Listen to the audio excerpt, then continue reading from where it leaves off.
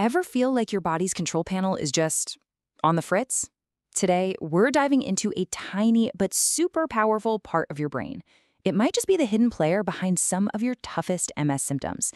And more importantly, we're going to talk about what you can actually do about it. So let's start with two of the big ones, that absolutely crushing fatigue that can feel, well, paralyzing, and that crazy sensitivity to heat that can just wreck your entire day. If you're nodding your head right now, trust me, you are in good company. Now, here's the thing. These symptoms, they're not just random. They often point back to one specific, mighty little area of the brain, the hypothalamus. You can think of it as this quiet commander working totally behind the scenes to keep your whole system in balance. So, what is it exactly? Well, the hypothalamus is basically the master command center for your entire body.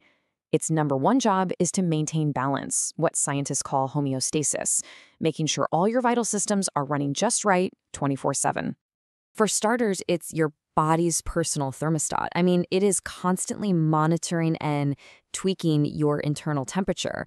So when this system gets thrown off, that's exactly when that intense heat sensitivity can become so severe. It's also your body's internal clock. The hypothalamus is in charge of your circadian rhythms, telling you when it's time to feel sleepy and when it's time to be awake and alert. Any disruption here, and you get that profound fatigue and those crazy sleep patterns. And this one is huge. It's your stress manager. It literally controls your body's fight or flight response. It's the thing that tells your body when to ramp up for high alert, and just as important, when it's safe to calm back down. So here's the real kicker. Even if you don't have an MS lesion sitting directly on your hypothalamus, the general body-wide inflammation that comes with MS can totally throw this command center off kilter. And when it's not working right, symptoms like fatigue and heat sensitivity just get amplified, turning from annoying to completely overwhelming. Okay, so how do you know if your hypothalamus is being impacted by all this inflammation? Let's get into some of the major red flags you should be looking out for. And we're not just talking about small shifts here. We're talking about really extreme changes, like dramatic weight gain or loss when your habits haven't changed, severe uncontrollable sleep issues, wide awake all night, exhausted all day, or suddenly finding it impossible to cope with even the smallest daily stress. If any of this sounds familiar, it's a huge sign that your body's control system is crying out for some support. But, and this is the most important part, you are not helpless here. The good news is that there are very clear, practical, and really powerful steps you can take to help your system get its balance back and calm everything down. We can break this down into a pretty straightforward 3-part action plan.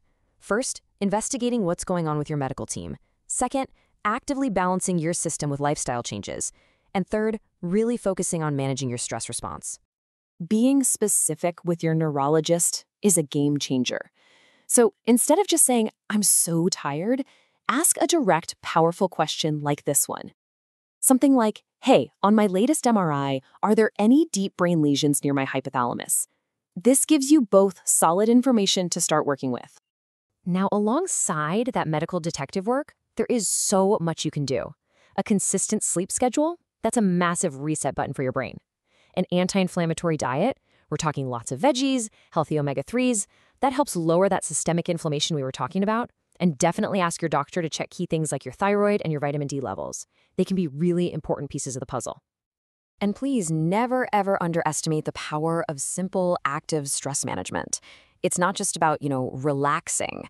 When you go for a calm walk, you are literally sending a message of safety to your nervous system. And that directly reduces the stress load on the hypothalamus, giving it a much-needed break. So you're putting in all this effort. The million-dollar question is, how do you know if any of it is actually working? How can you track your progress? You've basically got 2 tools. The first one, and honestly, it's the most important one, is your own internal voice. You know your body better than anyone. Are you feeling a little less of that bone-deep fatigue? Can you handle a warm day a little better? Do you feel more emotionally steady? That's your number one indicator. Then you can back that up with objective data, like blood tests for your vitamin D and inflammation markers. An MRI is great for spotting new attacks, but it's not as good for tracking these smaller day-to-day improvements. At the end of the day, all of this comes back to one simple, empowering idea. It's your body. It's your life. You have the power to investigate, to ask smart questions, and to take those small daily actions that help calm your system down and just feel better. Now, this whole journey to reduce inflammation and support your brain, it doesn't stop here.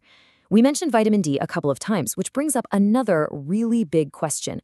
What is the connection between vitamin D levels and inflammation in MS? Well, we're going to tackle that in our next explainer.